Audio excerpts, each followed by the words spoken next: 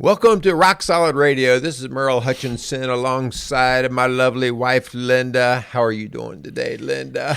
I'm a little tired. You look a little tired. What in the heck's going on? I didn't get great sleep last night. Did I keep you awake? Well, was it for me punching and kicking like I have?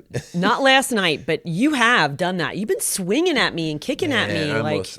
I make sure both eyes are closed and I just You have pop. these nightmares where you're like taking out the enemy, and I happen to be the one laying next to you, so I get it. But no, it wasn't you last night. I was just dreaming. My head was full, and I could not sleep. Going camping somewhere or something like that. Maybe. So. Yeah. Well, I'm sorry about your sleep deprivation, but I have some caffeine. Not that I don't want to have any no sympathy, but we got a show to do. I know, right? but that does kind of work, right? It does. It actually kind of leads exactly into what we're going to talk about. Recently, we received a question. You want to kind of go over the question that we received? Yeah, this may be from you, or could have been written by you, but it says, I have a 5-year-old that just started kindergarten. Welcome to the school world. Every night's a battle to get him to go to bed. My husband and I don't agree on how much we should force the issue and demand our child to go to bed. My husband says we should be strict and put him to bed at 8. And if he cries, we should let him cry it out. I agree bedtime is important, but our son has cried and came out of the room for hours after we put him to bed. It's exhausting for us. My husband gets mad and then he goes in the other room to watch TV, and I find myself on my couch with my son. We need help. What should we do? Uh-oh. You got any phone numbers you can give them the call? Oh, wow. So here comes the reality check, right? Like you said, the school year is starting. All summer long, we kind of did our own thing, and that was fun. It wasn't a big deal. Who cares? And now we're trying to get established into some routines. To reel it back in, right? Yeah. Well, that is a great show. But as I sit there and think about that, like I could... we just finished our toolbox series, and we talked about all of these different little scenarios that we've gotten a lot of comments and responses on. Lots of stuff in the toolbox. Yeah. So if you haven't checked it out, you need to go back the last month and just check out those stories. Yeah. So this is not actually part of the toolbox series, but it actually could be. It really plays into like, well, how do you specifically deal with some of these situations? And I think you should be that 5-year-old little boy screaming and crying. You could have done a great job at that. We missed it. Like you were the natural whiner. I would have been very natural at kicking and screaming about the bedtime. I had one woman that told me that she took that video on the screaming kids on the shoes. Actually, it was a screaming parent in the shoes. And she showed it to some kiddos, her grandkids. Her grandkids. And she's like, that's you. And so I don't think they liked it very much. And the kid said, that's you. Probably. So. All right. Well, let's get into talking a little bit about how we can help you parents out there, not just with bedtime. We're actually going to probably trickle right out of the bedtime thing and get into some other areas, because really bedtime is just another time. It's a symptom of how things are running in the house. So mealtime, car time. Yeah. And really, if you apply what we're going to talk about today, again, there's not a one method fix everything kind of thing. Every kid's got their own situation. We have our own personalities. But when you apply some basic principles, whether it's homework time or whether it's bedtime or whether it's mealtime, you really can start to see some traction and some fruit from the labor. So anyway, let's get into that. We also, before we get started, let's just thank our sponsors here. We want to thank Casey's Outdoor Solutions, and we'd like to thank Maxwell Construction for coming alongside Rock Solid Radio and giving us the opportunity to give these messages. So we want to thank those guys. We also want to remind you that there's a lot of other things that Rock Solid Families does besides our weekly podcasts. We also have another podcast called Strong Dads that you and a younger dad, Kyle, do. A knucklehead. That's posted every week, and you can find that I on hope you YouTube. heard that, Kyle. I'm not talking about you. I love you, talking Kyle. with you. Yeah. But anyway, but we also do faith-based coaching in our office in St. Leon, Indiana. And part of what we do is we work with couples that are wanting to get married. And so if you know of someone, or you yourself are planning to get married or in a relationship where you kind of feel stuck, there is some great resources out there when we can get together with you. And so we do premarital counseling. We do marriage counseling or coaching. So we would just love to connect with you if we can help you out as a couple. Please do not make that about the money, right? No. I mean, it's actually about 200. What are we? 225 now for that. Yeah. That is the cheapest thing you will ever spend money on for the quality of your marriage. And You're talking about like if you're getting married. if you're getting married, it's not right. even the cost of the cake, right?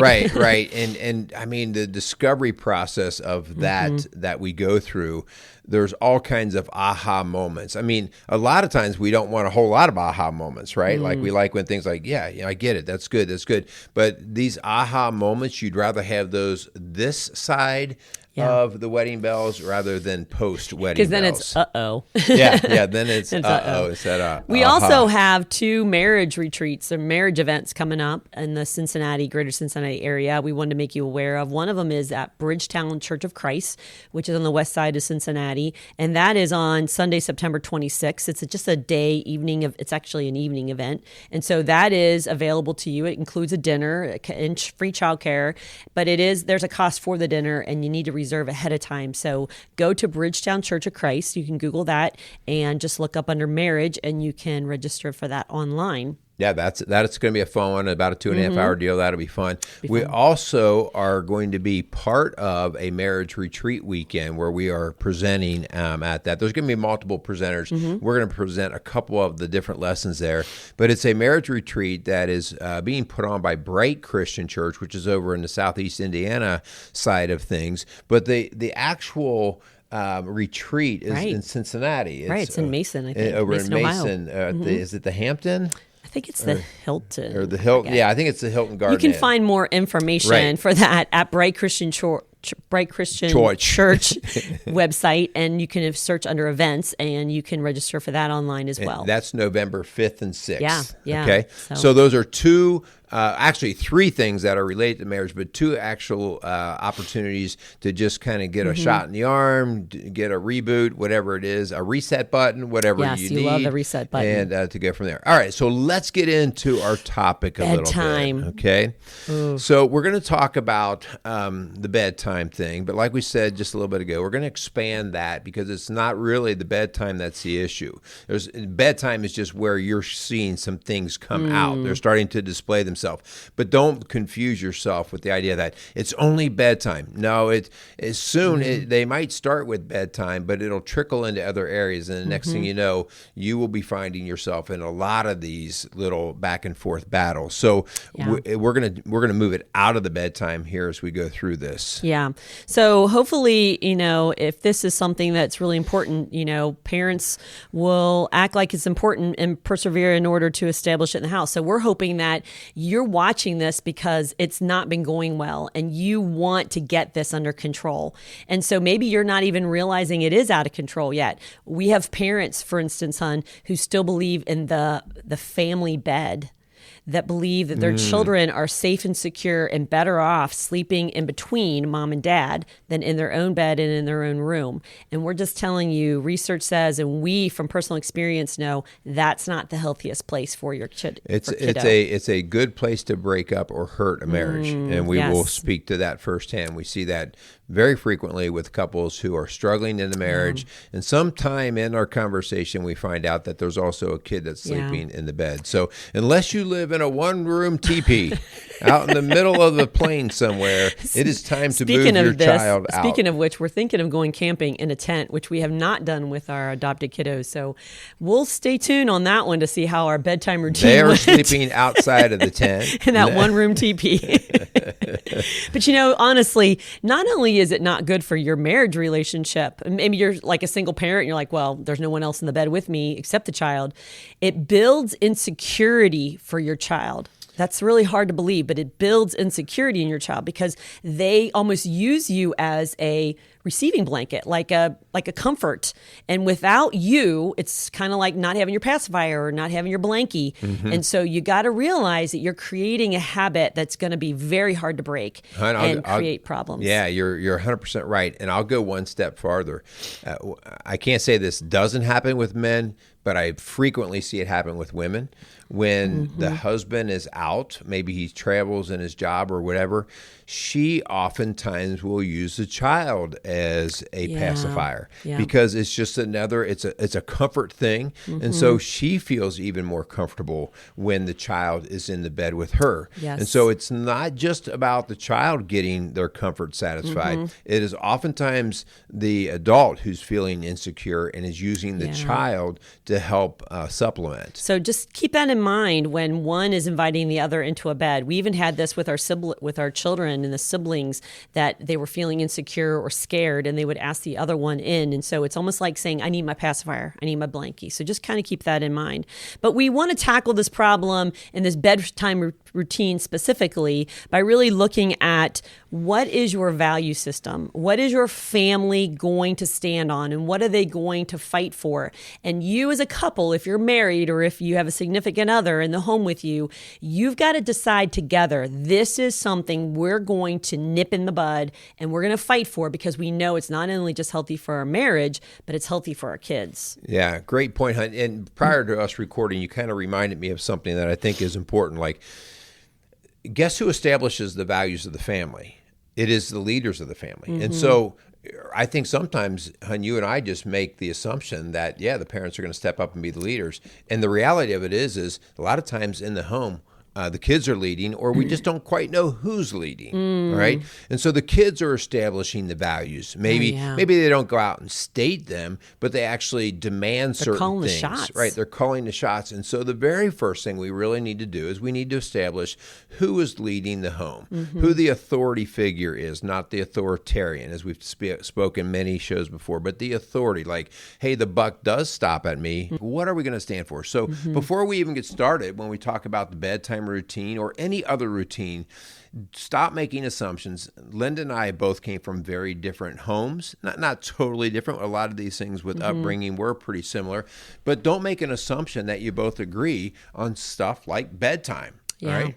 Well, it's interesting because you and I both know when we have a couple coming in and they're working on family issues or parenting issues, and they'll say, well, he doesn't want to go to bed, or he doesn't like to sleep in his own bedroom. Then we're like, okay, we kind of know who's running the show here. Right.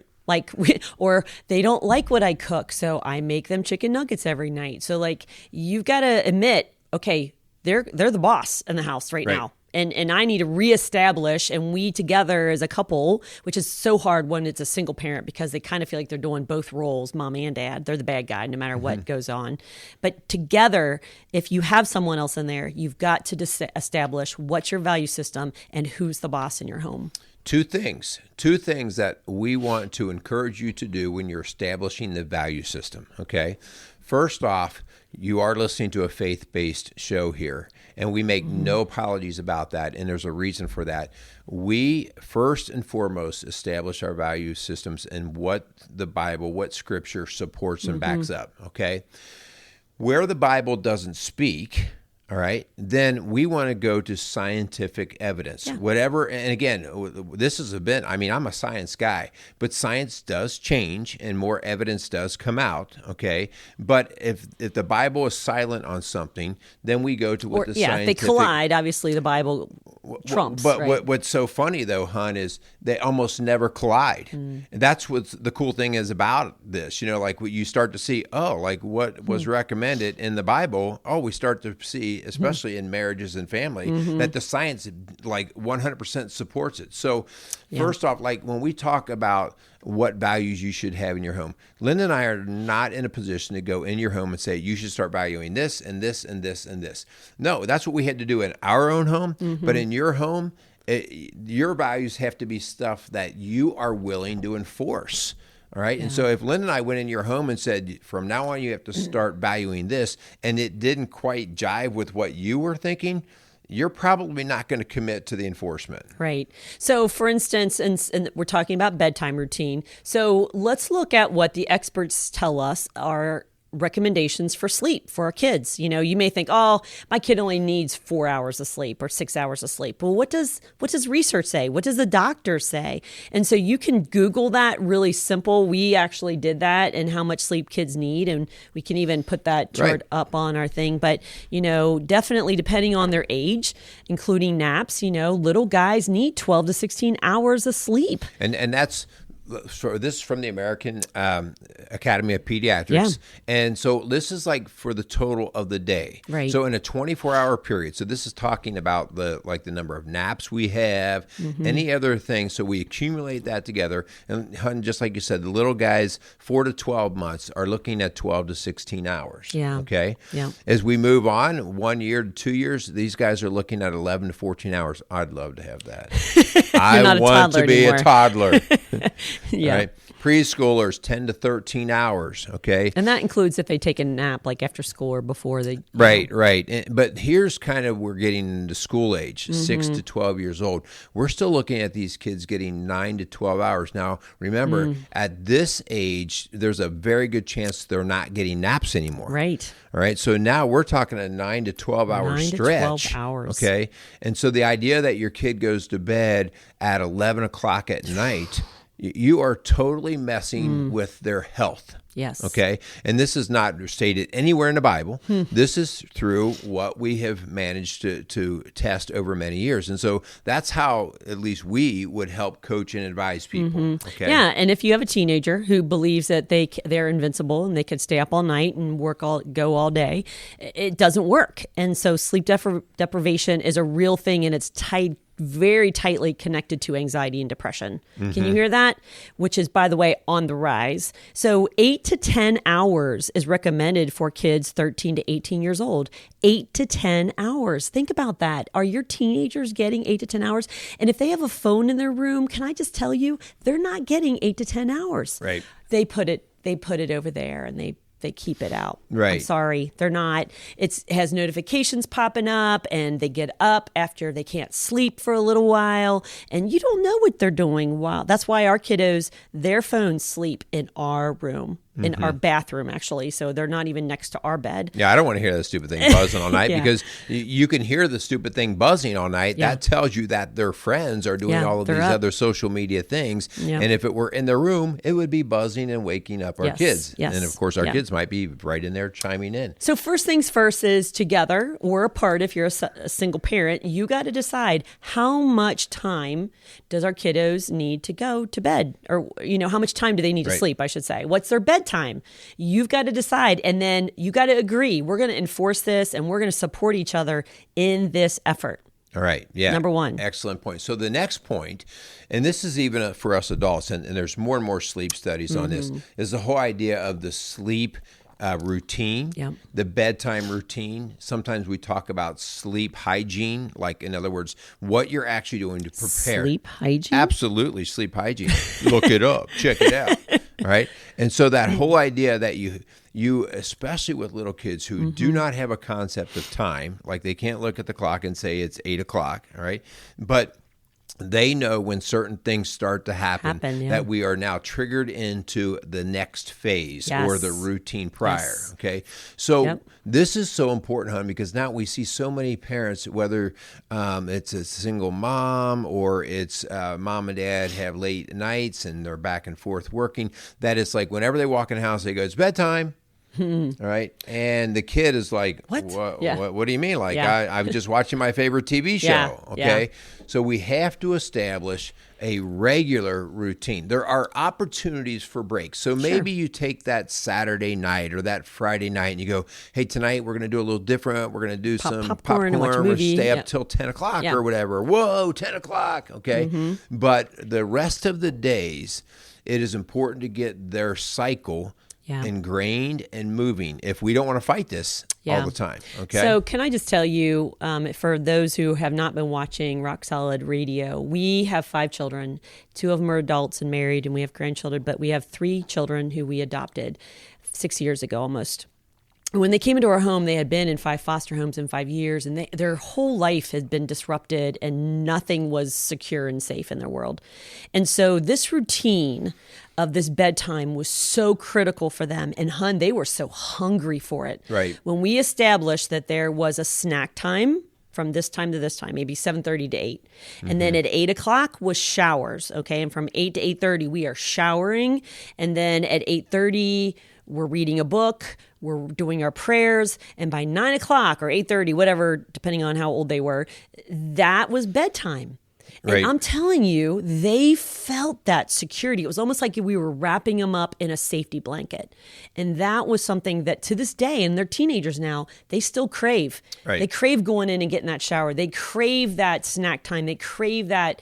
And really, they need that. If you want to reduce anxiety in your kid, make as many things in your environment predictable. Yes. All right. There are plenty of other things that you can allow your kid to not have as predictable and learn to problem solve on the fly. Okay.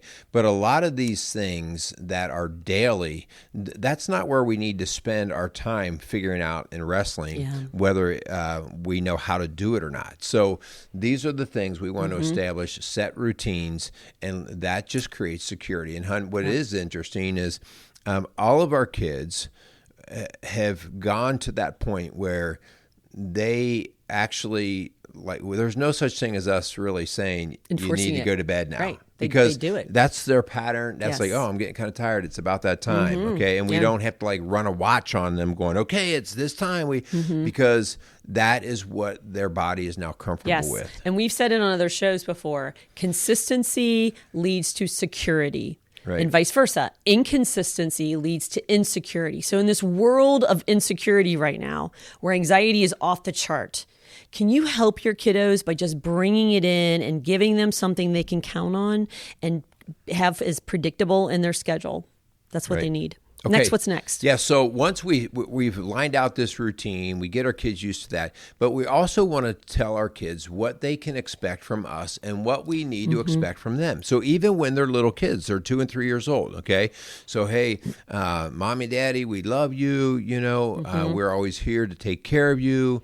We will protect you. All these are the things that your child needs to be able to expect from you. Right. Remember, you might take that as an assumption, but listen, if your kids never know where you are at night, they don't know whether you're going to be there to cover them if they need it. Okay. So when there's a lot of disruption in the home, if mom and dad are out a lot and they just show up because they've been out and then next thing you know, it's 10 o'clock, I guarantee you kids aren't going to bed. Right? Because they love the security of knowing who's got their back. Yeah. And so you have to tell them what they can expect. In the meantime, I want to establish with them what I expect out of them. Yes. Honey, we love you. Okay, it's 8:30 now. We've got our bath. We read our book. We did our prayers. It's time to go to bed. Mom and daddy are going to go into the other room. And so we need you to stay in your room. And we love you. Here, I'm going to kiss, kiss, kiss. Night, night, night. Cover up. Okay, we're going to stay in our bed. Okay. I don't want to stay in my bed. It's time for bed. Okay, we're going to stay in our bed. All right, I'll see you in the morning, and then you leave. Okay, they're going to try to maybe rubberneck you and not let you go. Rubberneck. Well, grab you neck. Choke out. No, they might scream, and you just got to stay as calm as a cucumber. Okay, honey, it's bedtime. You know how this works. Every night this happens. And this is going to eventually play out. Now, you may be going, yeah, right. You haven't been in my home. You haven't been in my house because you close the door. Yeah. And they start yelling and screaming and crying. Yep. Okay. Now, when that happens, all right, you at first, your initial response is you ignore it. Nothing. Okay. You don't respond to it. There is a small chance that it will stop. All right. Initially, there's a small chance. So I'm not going to try to fake you out and lead you to believe that. Especially if it's their first time trying to do this. Right. Yeah. So they are like, oh, this is freaking me out. They're scared to death or whatever, or they just want your attention. Okay. But you're going to ignore it. All right. If it goes silent, great. And, I always we are working under a responsibility and safety protocol. And today it's easier than ever because most of you out there probably either have a sound audio monitor or a video monitor. So you can actually step 2 feet out of the room and you can actually see whether their safety is at risk or anything like that. So we are not talking about ignoring things that are dangerous. Right, if their head's stuck in between the right, suck it up, big boy. You'll get out in the morning. I don't know why you're crying. Your head's stuck in the bed.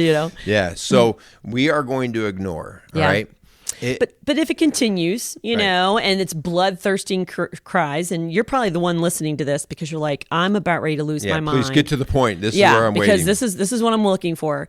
You gently, quickly, quietly go in without stimulating, without turning on the light, without making a lot of noise. You go in and you shh them. You're going to be okay. What's wrong? I'm scared of the dark. I see a shadow. Okay, well then maybe turn on the closet light. Or if they need to go to the bathroom or if they need to get a drink. There's 1,000,001 excuses. We've heard them all. And so you take care of the need, right? And then you're quietly, okay, it's time for bed. Do not give them a ton of attention. Do not let them go watch TV with you or lay in your bed. Do not lay down in bed with them. Do not lay down in bed with them. Anything you do that makes them feel like, aha, I got them. You're never going to get past this hump. Okay. You have got to dismantle it. It's almost like you're throwing water on the fire. Okay. And so you do walk out. Yes. And even if you have to peel them off of you, you're okay. Yeah. And they may follow you. We actually had to put a gate up. And our little boys, we had the door open because we didn't want to lock the door and lock them in. But we had to open the door and we had to put a gate. And we had a child who literally fell asleep at the gate. He would hop out of his little toddler bed because he finally... And then he got to the age where he could flip over the gate. And we were in a 2-story house. Right. So we had put another gate at the top of the steps. So these are part of it. But this next time when you walk out, you're going to, before you walk out, you're going to say, now I'm not coming back in. Everything's okay. You're safe. I can monitor you, whether they're old enough to understand that you have a video monitor. I'm watching you. You are safe. You're okay. We're not coming back out. Okay. At that point, we walk out. This is where we make or break right here. Yes. Okay. This is where the perseverance has to hang in there. This is when, hon, the few times that we've owned new puppies. Everyone who's ever owned a puppy, they know instinctively that they're just going to have to get this. Endure it. And that's what this little child is going to be about. And so we might have several nights. It could go several weeks where they are long nights, okay? Yep. And again, in the moment, they seem like eternity. Yep. But the point is we don't want to be talking about an 8-year-old that's still sleeping in bed because everybody's using each other as a pacifier. Or, I've seen this before, they're allowed to stay up till everybody goes to bed. Right. Because they won't go to sleep. Well, that's because this is a parenting issue, not a child issue. That's right. Okay. And so if this continues, by the way, moms, I'm speaking to the moms right here, because it's usually that bond, that connection that's very hard for the mom to let go of, and they get to your heartstring, right? And you just feel like, oh, I can't leave them. They're snotting all over the place. Then make dad do it. Okay. Or alternate. Well, tag team. Yes. Tag team. Yeah. So that maybe it's dad coming in next time. And so you just got to quick, stay the course. That's the key. Right. So this is great stuff here. All right. A couple of things that, that probably will happen. All right. One, they might go down. They might be quiet. But all of a sudden at 12:30 at night, you're in bed. Yes. And your door cracks open, and it's not a burglar. All right, and they start to snuggle back in with you. They start to come back in the room. They're gonna let me. You have a couple of choices. Oh, man. One, go back to your room, go to bed. That doesn't work. They start crying or whatever. Okay, I'm going to pick you up, and I'm going to put you back in the room. Yes. Okay. It sounds so cold, but the third choice. So because sometimes there could be legitimate fears. All of our kids have different levels of anxiety, and you never quite know what's going on inside of that brain, okay? Here's the deal. I'm going to put a blanket down on the floor, all right? And I can do it in our bedroom. This is just with the little guys, okay? They can sleep on the blanket. They're not sleeping in our bed, all right? This is a last resort, by the way. This is last resort. This is not what you want to go to, because they're going to go in your room and sleep on that blanket every night if you let them. Well, and again, we want their bed to be more comfortable than the floor, right? So I'm not trying to create a little, great little resort cushy. Yeah, no, this is. If you're going to sleep in here, there's hardwood floor and there's a blanket. Okay, so that's what you have. That, and again, this is not a punishment. This is trying to get them to really get the endurance to go, okay, I'm going to stick with this. That's what we're trying. This is a long-term benefit. When we can teach our kids to endure and get through some difficult times at a young age, this will start to be moved right into other things. Yes, yeah. Let's talk about some other things. Yeah, well, let's first clarify some things. They're going to throw some nasties at you. They're going to scream. Maybe even they know that there's a monitor listening. You don't love me. You don't love me. I hate you. I mean, their parents have come and crying like, my kids think I hate them and they hate me. I must be cold. I've never cried about it. Don't take it personally. Okay, this is their manipulative tools to get you to give in. And also doing it at 3 a.m. is hoping that you're too tired to get putting back in their room. Okay, so you have a real choice here. Okay, and then also we don't negotiate with terrorists. Do not let them. Did you just say that? Seriously, we don't negotiate with terrorists. We're joking. We're not really calling our kids terrorists, but kinda. Well, but I mean, if they say, but I'll be good tomorrow, or can I have only a few minutes? Yeah, just another half an hour. Me. And my show's almost over. That kind of stuff. So be really, really careful, because when you give in, you just make them think, ooh, there's a crack in the door. Especially if you give in and that counters what your spouse has already said. Man. Okay. So now not only did you break the code, but you also undermined the partner who is in your camp. Okay. So that's why we don't even go there. It's very plain and simple. We don't get emotional about it. And I understand that a child is a child. This is huge, hon, because we have more marital issues coming in our door because their parenting has gotten emotional and they have given in. And one parent's like, we're not supposed to give in. They're like, but he was crying. And so then there's tension between the two of them. So please stay a united front and allow this child to feel the safety, security, but unity in the two of you. Yeah. So that was bedtime. But really, that whole idea, I can just move that right into all of these other areas where there are these little back and forth battles. I wish we had more time. Right. But I mean, like mealtime. Okay. Again, the part of mealtime. Mealtime, we establish it. We have a routine. Maybe we have, it's getting ready to be mealtime. All the kids have a little job to get ready. Oh, you can help set the table, or you can help do this, or you can do that. And so we know how mealtime rolls. Time is that whole idea that we have an organized time that we do meals. This is not just, get something whenever you're ready and pull eat up from the TV, the dinner tray. You can eat in your room. Yeah. And it's one family meal. One family meal, Mom. You're not a short order cook. And you're not making 5 specialty, menu custom items for whoever wants to eat certain things. But they won't eat. So you want them to just go hungry? They will eat if they're really hungry. Yeah, and again, guys, they won't eat because there's no reason for them to eat what you've laid out. Yes. There is something coming just a few minutes down the road in their mind, because that's how they've been trained up. They're picky eaters, though, honey. We have an extremely picky eater in our home, all right? But that doesn't mean anything. If we've seen him practically clean the pantry out, eating it when he finally gets that hungry. And again, we cook one meal, prepare one meal, one food. We do not make them eat everything that's out there. We say, whatever you take, you will eat. Okay? If you don't eat it, then there will be nothing else the rest of that night. There's no snack. Right. If you're not going to eat dinner, you're not going to wait 15 minutes and then eat a bowl of cereal. It's literally this meal, that you're going to try, or that you must not be that hungry. And, they will survive. Trust me. But again, this is about establishing authority. This is about establishing that we are one family and we're eating one meal. This isn't, we're not just, because that's what we're breeding right now. Is this entitlement of, I deserve what I want. I can have my cake and eat it too. No, we're working together as a family. Sure, you can cook their favorites, but don't cook their favorites every night and then make your husband something different because he doesn't like their favorite. Like one meal. Right, yeah. We have the way too many families that we know have a like 300-pound bag of chicken nuggets stuck somewhere in the freezer. And that's what they resort to every night. And it doesn't mean the family can't have chicken nuggets. It means that that's not going to be the special thing just for that one or two kids. Yes. Okay? Yeah. It means the family's going to learn to cooperate, and they're going to build that endurance, and they're going to learn to deal with what they have. What an awesome gift that you give your kids when they learn to deal with what is out in front of them.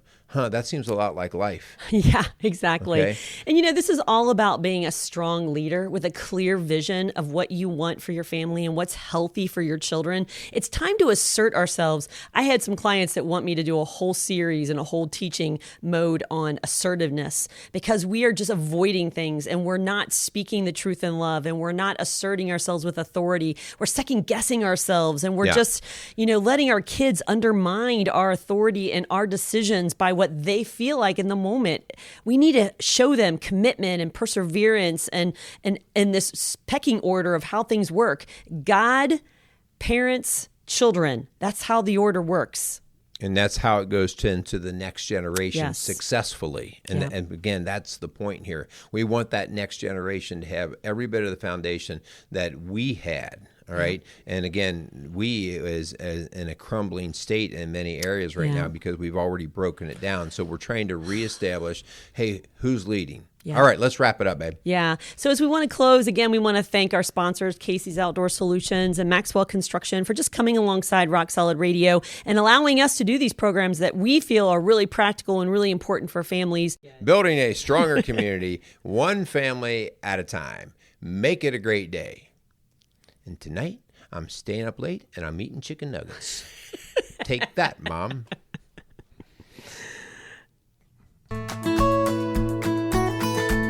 Rock Solid Radio wants to thank Casey's Outdoor Solutions. Casey's is a premier garden center and gift shop located in Lawrenceburg, Indiana. They offer a wide selection of high-quality plants, landscaping materials, and home decor. They do amazing high-quality work and can help you transform your indoor and outdoor living spaces into something beautiful. So stop by Casey's Outdoor Solutions today and let them know you appreciate their support for Rock Solid Radio. Visit Casey's today at 21481 State Line Road, Lawrenceburg, Indiana.